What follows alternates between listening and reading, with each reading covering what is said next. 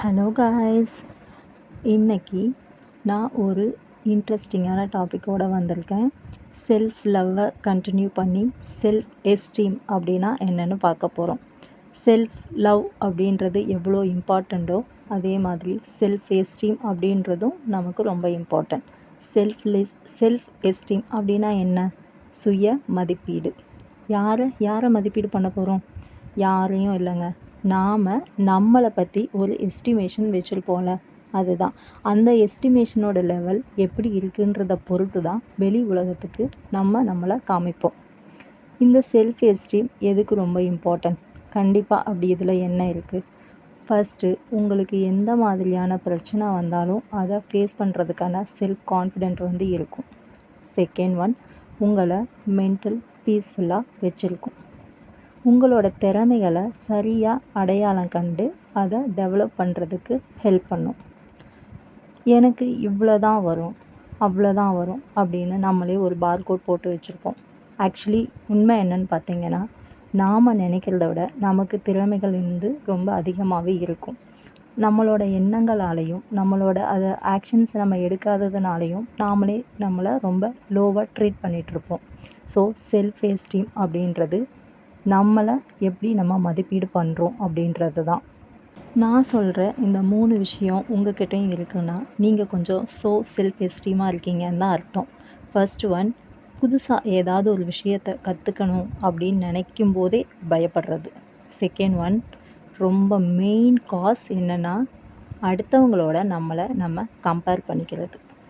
Third one, எல்லாத்துலேயும் நான் ரொம்ப லோவாக தான் இருக்கேன், அவனுக்கு தான் அதெல்லாம் வரும், இவளுக்கு தான் இதெல்லாம் வரும், என்னால் இதெல்லாம் பண்ணவே முடியாது அப்படின்றத லோ கான்ஃபிடென்ட். இந்த 3 விஷயமும் உங்ககிட்ட இருக்குன்னா கண்டிப்பாக நீங்கள் லோ செல்ஃப் எஸ்டீமில் இருக்கீங்கன்னு தான் அர்த்தம்.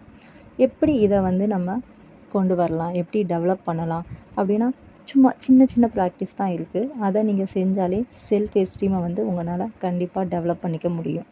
செல்ஃப் எஸ்டீம் இதுக்கு ஃபஸ்ட்டு ஒரு சின்ன ப்ராக்டிஸ். எந்த விஷயம் உங்களால் பண்ணவே முடியாது அப்படின்னு நீங்கள் தினமும் நினைக்கிறீங்களோ, ஆனால் உங்களுக்கு ஆசை இருக்கும், அதை பண்ணணும் அப்படின்னு தோணும், ஆனால் பண்ண மாட்டீங்க, பயமாக இருக்கும். அதுக்கு 1% இம்ப்ரூவ்மெண்ட் அப்படின்னு ஒரு ஷெடியூல் பண்ணுங்கள். அதாவது டெய்லியும் 1% நாம் நம்மளை இம்ப்ரூவ் பண்ணணும். இப்போ உங்களுக்கு டிரைவிங் கற்றுக்கிறதுக்கு ரொம்ப ஆசையாக இருக்குது, ஆனால் கீழே விழுந்துருவோமோன்னு பயமாக இருக்குது அப்படின்னு நீங்கள் ஃபீல் பண்ணால், டெய்லியும் ஒரு 5 நிமிஷம் நீங்கள் வண்டியை ஓட்டுற மாதிரியோ இல்லை வண்டியை தள்ளுற மாதிரியோ ஃபஸ்ட்டு ஒரு விசுவலைசேஷன் பண்ணுங்கள். வண்டியை தள்ள ட்ரை பண்ணும்போதே அதை நம்மளால் பண்ண முடிஞ்சிட்டாலே சக்ஸஸ் தாங்க.